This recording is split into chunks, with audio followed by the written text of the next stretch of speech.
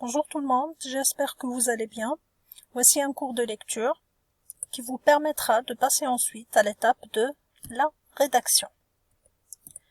Alors ce cours est intitulé le synopsis de la nouvelle policière. Définition. Qu'est-ce que ça veut dire le synopsis? Est-ce que vous avez une idée? Très bien, c'est ce qu'on appelle un projet ou encore un résumé.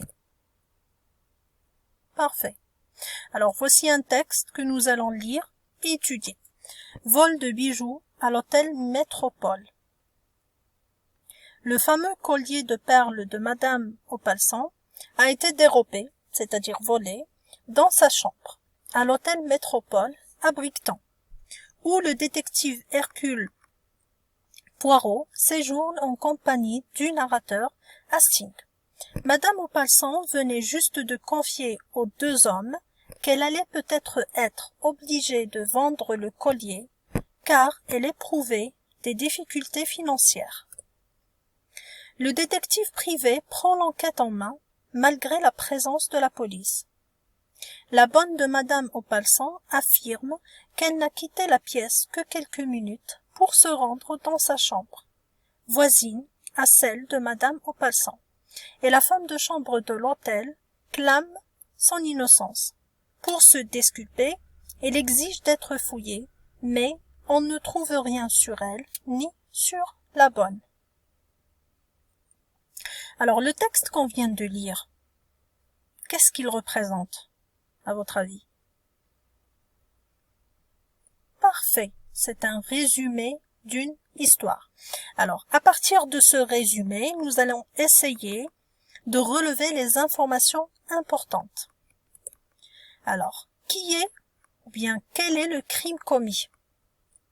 Très bien, c'est le vol d'un collier de perles. Le lieu du méfait, est-ce que nous avons un lieu dans le texte? Exactement, à l'hôtel Métropole à Briqueton. Très bien. Qui est la victime?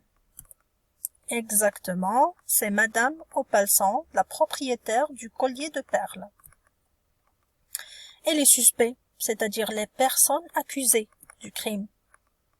Parfait, c'est la bonne de Madame Opalsan et la femme de chambre de l'hôtel. Alors, ces informations constituent le résumé d'une histoire. À retenir. Le synopsis est un résumé d'une histoire, mais sans détail. On présente l'histoire, mais on ne donne pas tous les détails. Alors maintenant, les éléments constituants d'un synopsis, ils portent en général sur les réponses aux questions suivantes. Si je veux écrire un synopsis, je dois répondre à ces questions. Alors tout d'abord, quel est le crime commis? Je dois préciser le crime. Quel est le mobile du crime? C'est-à-dire pourquoi le crime a été commis. Où et quand l'action se déroule-t-elle? Le temps et le lieu du crime. Qui est l'enquêteur? Le détective. Qui sont les suspects? Les personnes accusées. Qui sont les témoins? Puisqu'il y a un crime, on devrait avoir des témoins. Quels sont les vrais indices ou preuves? Qui est le coupable? La personne qui a commis le crime. Quelle est l'arme du crime? Bien évidemment, je peux ou pas répondre à toutes ces questions. Le synopsis en général, c'est un résumé. Donc, il faut donner les informations importantes, mais toujours garder le suspense. Alors maintenant, c'est à votre tour. Préparez vos stylos et vos cahiers. Et le plus important, faites travailler votre imagination. Cherchez des personnages, trouvez un crime, utilisez les verbes d'action et aussi utilisez le lexique du genre policier et passez à la rédaction de votre propre synopsis.